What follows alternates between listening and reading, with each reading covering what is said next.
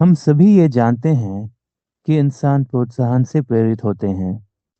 दूसरे शब्दों में, जब हम किसी काम के लिए मेहनत करते हैं और उसके लिए हमें इनाम, सराहना या तारीफें मिलती हैं, तो हम और भी ज्यादा मेहनत करने के लिए प्रेरित होते हैं। यही सिद्धांत माइंडफुलनेस के अभ्यास पर भी लागू होता है।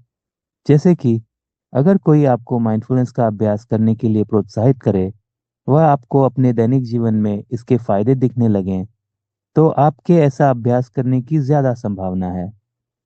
माइंडफुलनेस का अंतिम उद्देश्य मन और शरीर में अधिक शांति और स्थिरता लाना है।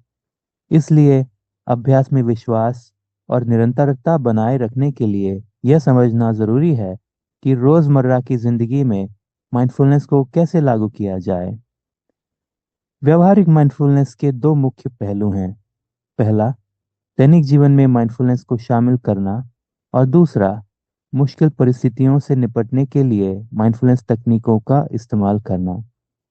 दैनिक जीवन में माइंडफुलनेस को शामिल करने के तरीकों में से एक है माइंडफुल कम्युनिकेशन, यानी बातचीत, जिसका मतलब है एक दूसरे को समझने के उद्देश्य से ध्यान से सुनना और सोच समझ कर बोलना।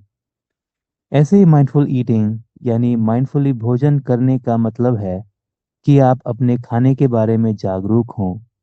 आप क्या खा रहे हैं, वह कैसा दिखता है, उसकी बनावट कैसी है, उसका स्वाद कैसा है, और वे आपके मन और शरीर को कैसे प्रभावित करता है।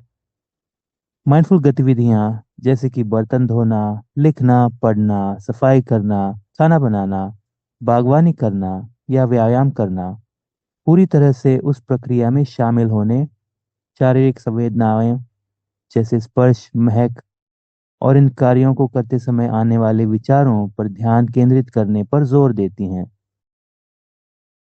दूसरे पहलू में ऐसी तकनीकें शामिल हैं जो मुश्किल परिस्थितियों में या बहुत ज्यादा तनाव होने पर मदद करती हैं।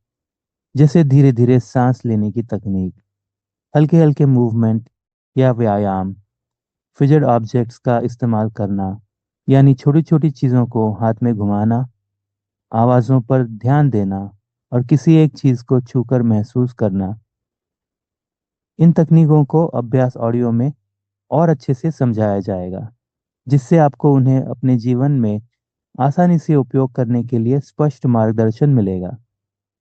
उम्मीद है इससे आपको माइंडफुलनेस की उपयोगिता समझ में आ गई होगी, और यह भी समझ में आ गया होगा कि आप इसे अपने दैनिक जीवन में कैसे लागू कर सकते हैं।